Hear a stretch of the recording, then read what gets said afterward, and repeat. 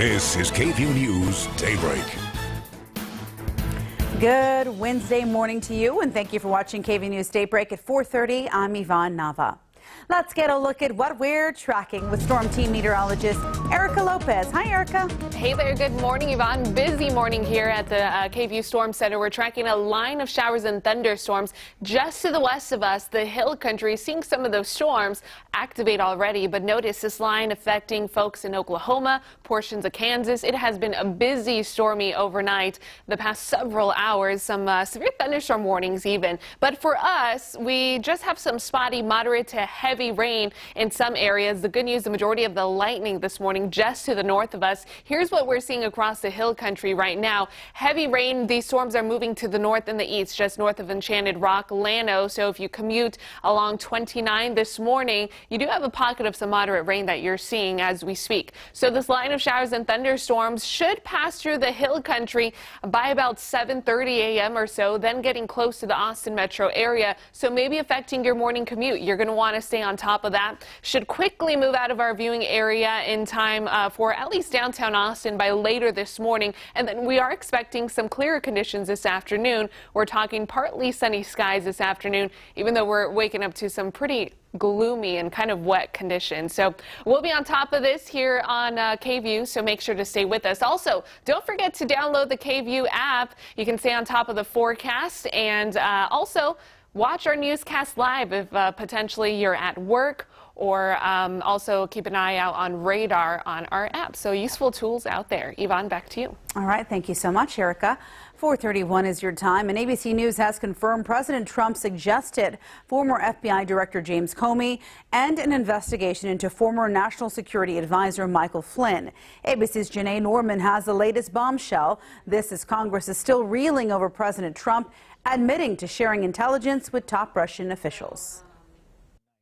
Back-to-back bombshells shaking up the White House. A day after reports President Trump shared highly classified information with top Russian leaders, sources tell ABC News President Trump suggested former FBI Director James Comey shut down his investigation into former National Security Advisor Michael Flynn. In a week full of revelation after revelation, on a day when we thought things couldn't get any worse, they have. A source close to Comey tells ABC News the day after Flynn was fired in February, Comey wrote a memo allegedly quoting the president saying, "I hope you can let this go. He's a good guy. I hope you can let this go." If true, this is yet another disturbing allegation that the president may have engaged in some interference or obstruction of the investigation. The New York Times first reported the memo, saying it was part of a paper trail Comey wanted to leave behind as evidence of what he called improper influence on his investigation. The White House is disputing the story, saying in a statement the president has never asked Mr. Comey or anyone else to end any investigation, including any investigation involving General Flynn.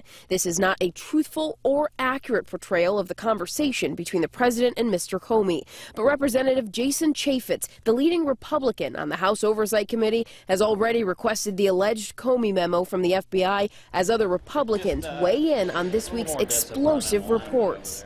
I think it would be helpful to have less drama. Despite the New York Times report that the Comey memo was part of a paper trail about improper influence on his investigation, acting FBI Director Andrew McCabe testified last week there have been no efforts to impede the investigation to date. Janae Norman, ABC News, Washington.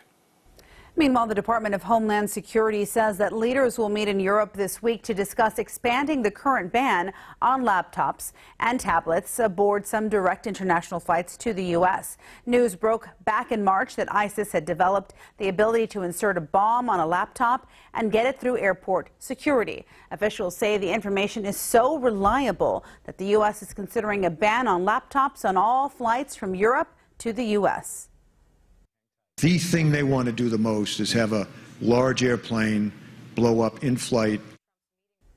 ISIS has already taken credit for blowing up a Russian airliner 2 years ago, killing more than 200 people, claiming the bomb was hidden in a soft drink can. President Trump is now acknowledging that he talked with the Russians about ISIS and aircraft safety. The White House National Security Advisor says that justifies President Trump's disclosures to the Russians. Students at St. Edward's University will return to classes today after they were forced to stay indoors due to a nearby aggravated robbery last night. Police said 2 thieves robbed a victim around 5:30 in a nearby Walmart parking lot off Ben White and I-35. University officials placed the campus on lockdown while officers searched for the two. After an hour, everything opened back up, and while the men haven't been caught yet, police say students aren't in any danger. Classes will also return to normal this morning in Fredericksburg High School after a bomb threat yesterday. It was reported after a student received a text message from an unknown suspect saying a device was in the school. Students were evacuated and taken to the Gillespie County Fairgrounds while crews searched the building. No devices were found. Police are investigating. The Austin Independent School District is working to keep your kids safe. District officials will start a new student safety training program that all teachers will have to go through. Officials are rolling out the program this summer. Training topics will include the educator's code of ethics, appropriate student and employee relationships, and reporting child abuse and neglect. Administration will also go through training over the next few months, and they will then instruct teachers on campus. District officials say it's a big step forward to help keep students safe at school. And all of this comes after a series of assault allegations on AISD campuses, including Boone Elementary. The teacher accused of assaulting a young girl will return to school next Monday. Travis County officials say there's insufficient evidence to file criminal charges against her.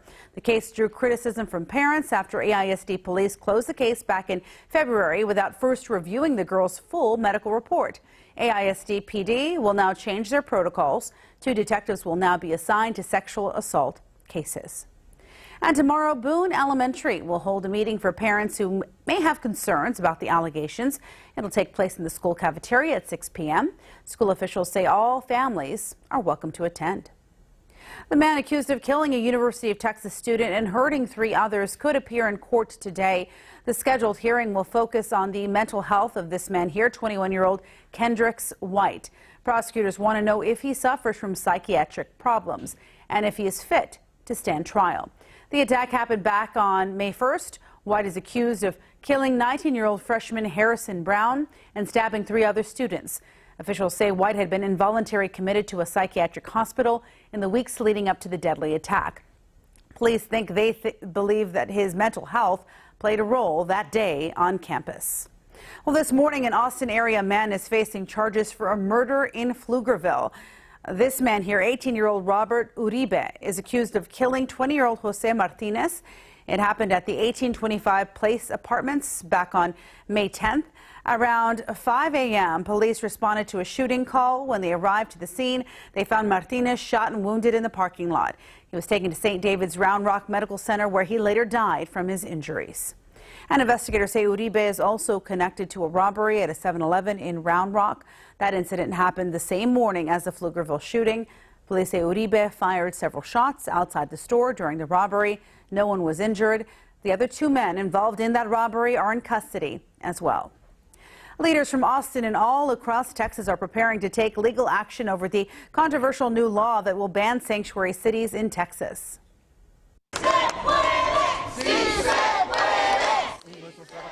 Opponents rallied outside the state capitol yesterday to fight the law, which requires all law enforcement to honor ICE detainers. The day after Governor Greg Abbott signed the bill into law, Attorney General Ken Paxton filed a lawsuit against the Austin City Council asking a judge to declare SB 4 constitutional. Now, these Texans are working together to stop it from going into effect September 1st. Next week on the Dallas City Council, we will be discussing intervening in the case, coming to the aid of Austin. We have a large city attorney's office. We have lots of legal resources. And the fight, La Lucha, the fight is now in the courtroom, and San Antonio stands shoulder to shoulder with Texas cities in that fight. Well, an El Paso County commissioner said the commissioner's court voted to sue the state of Texas over SB 4. And while SB 4 and President Trump's plans to build a huge border wall are putting some members of the Latino community on edge, one border city is trying to make them feel welcome. Check out these banners McAllen city officials rolled out to welcome tourists and families to the area. The signs say amigos, always bienvenidos. McAllen's mayor says there are signs of friendship between residents and families south of the border. There's still some resentment about who's going to build the fence and the wall, in particular, kind of the way it was handled in the United States. And so we decided we needed to say, hey, we're friends, we're amigos forever. The campaign runs through the summer in hopes of attracting more Mexican visitors in time for the fall and winter shopping season. And now let's get another look at our forecast with my amiga, Erica Lopez. Amiga forever? Yes. All right. Well, hey, we're talking some rain shower chances this morning. Already seeing some showers pop up in the hill country. We're calling it about a 40% chance of being stuck under a spotty shower this morning or possibly for your morning commute, especially if you're in the Travis County, Austin metro area. Showers beginning to develop anytime after about 6:30 a.m. or so. 70s temperature-wise, but this is the system that's just pushing through the heart of the nation. Notice some strong storms from central Texas all the way into the high plains and also portions of the upper Midwest. We've had several tornado reports, large hail, damaging winds. What we're seeing is some moderate to light rainfall. Pockets of heavy rainfall continue to be mainly to the north of us. The good news is that as this line continues to push east, it is expected to weaken a little bit. We still have a decent rain chance. As of now, the heaviest has been throughout the hill country. 29 right now if you're potentially traveling to Llano. We do have the heaviest rain in our viewing area around that region right now, just west of Llano and north of Enchanted Rock. So here's how today's going to play out. Your best chance of rain early morning. Again, your morning commute. Don't be a little alarmed if you have some moderate to heavy rain at times. Then those chances will lessen into this afternoon. We should have some pockets of sunshine this afternoon as that rain shower pushes away. But we are tracking more rain to return in our forecast tomorrow. I'll chat about that in the full forecast. Back to you. Thank you so much. Well, 4:42 is your time. New information this morning after a teenager dies from a caffeine overdose. So how much is too much? We're going to break down the numbers coming up. Plus, not exactly a love connection. A local man suing his date because she was texting. Maybe she's just not that into you. I don't know. We're going to hear from him and how much he wants her to pay up. Oh, brother.